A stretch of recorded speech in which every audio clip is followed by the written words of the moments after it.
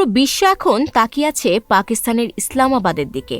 উত্তাল মধ্যপ্রাচ্যে শান্তি ফেরাতে কূটনৈতিক তৎপরতা বেড়েছে।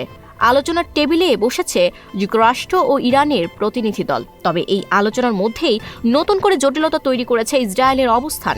ইরানের সঙ্গে সংঘাত কিছুটা প্রশমিত হলেও লেবাননে এখনও হামলা অব্যাহত রেখেছে ইসরায়েল। ফলে পুরো অঞ্চলে আবারও সংঘাত ছড়িয়ে পড়ার আশঙ্কা তৈরি হয়েছে।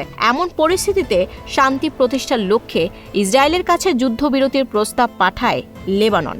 তবে যুক্তরাষ্ট্রের নিযুক্ত ইসরায়েলি রাষ্ট্রদূত মাইকেল লেটার জানিয়েছেন, আসন্ন আলোচনায় হিজবুল্লাহকে অন্তর্ভুক্ত করা হবে না। তার দাবি, হিজবুল্লাহর চলমান হামলাই দুই দেশের মধ্যে শান্তির পথে সবচেয়ে বড় বাধা। এদিকে কূটনৈতিক যোগাযোগও জোরদার হয়েছে। বৈরিতে নিযুক্ত মার্কিন রাষ্ট্রদূতের অংশগ্রহণে যুক্তরাষ্ট্রে অবস্থানরত লেবানন ও ইসরায়েলের রাষ্ট্রদূতদের মধ্যে টেলিফোনে আলোচনা অনুষ্ঠিত হয়েছে। লেবাননের রাষ্ট্রপতির কার্যালয় জানিয়েছে, মার্কিন মধ্যস্থতায় আগামী মঙ্গলবার দুই দেশের মধ্যে চলমান উত্তেজনা এবং সম্ভাব্য যুদ্ধবিরতি নিয়ে গুরুত্বপূর্ণ আলোচনা হতে যাচ্ছে। বিশ্লেষকদের মতে এই আলোচনা মধ্যপ্রাচ্যের ভবিষ্যৎ পরিস্থিতির জন্য অত্যন্ত গুরুত্বপূর্ণ, কারণ এখানকার একটি সিদ্ধান্তই নির্ধারণ করতে পারে অঞ্চলটি শান্তির পথে এগোবে নাকি আবারও জড়িয়ে পড়বে নতুন সংঘাতে।